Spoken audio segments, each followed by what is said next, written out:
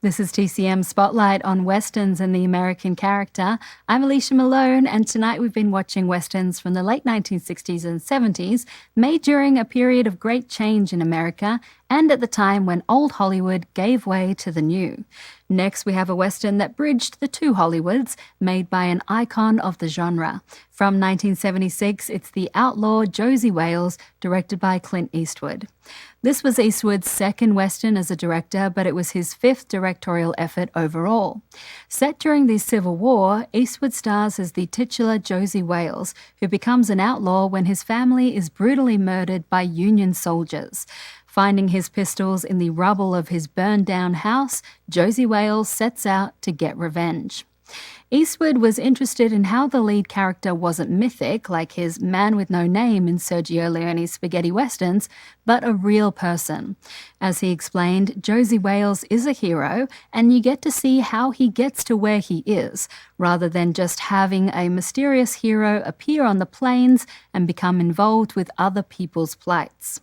This heroic gunslinging cowboy is one of the traditional elements of this Western, with Eastwood's direction being compared to the likes of John Ford, Anthony Mann, and Howard Hawks, though Eastwood was working without the studio system of old Hollywood.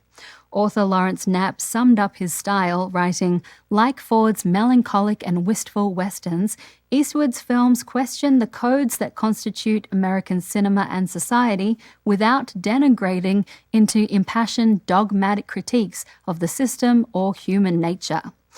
This Western is one of Eastwood's iconic films that is now available in 4K for the first time through Warner Brothers. Go to wb.com/EastwoodFilms for this and many more Eastwood classics. Now from 1976, with Sondra Locke and Chief Dan George, this is The Outlaw, Josey Wales. There's an interesting story behind the source material The Outlaw, Josey Wales was based on. The original novel was supposedly written by a Native American author called Forrest Carter. There were only 75 copies of the book published, and Carter sent one to Clint Eastwood, who bought the screen rights and hired Philip Kaufman and Sonia Chernus to adapt the screenplay. After making this movie, the author tried to get Eastwood interested in another of his books, but it turned out that Forrest Carter was actually Asa Carter, a former Ku Klux Klan organizer who was segregationist and deeply anti-Semitic.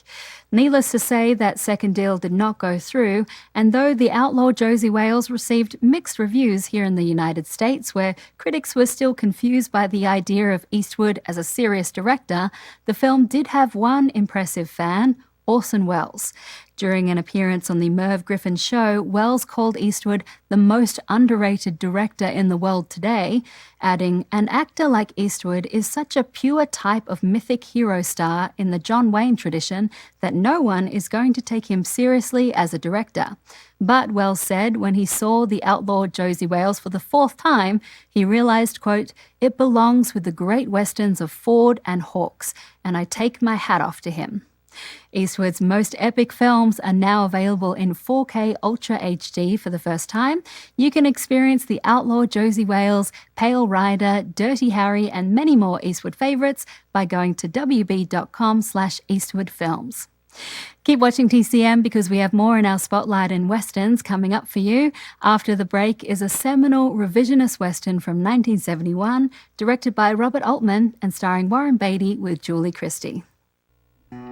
Next on TCM, McCabe and Mrs. Miller, then Piccadilly Jim, and later, The Last of Mrs. Cheney. First come, first served on TCM Today.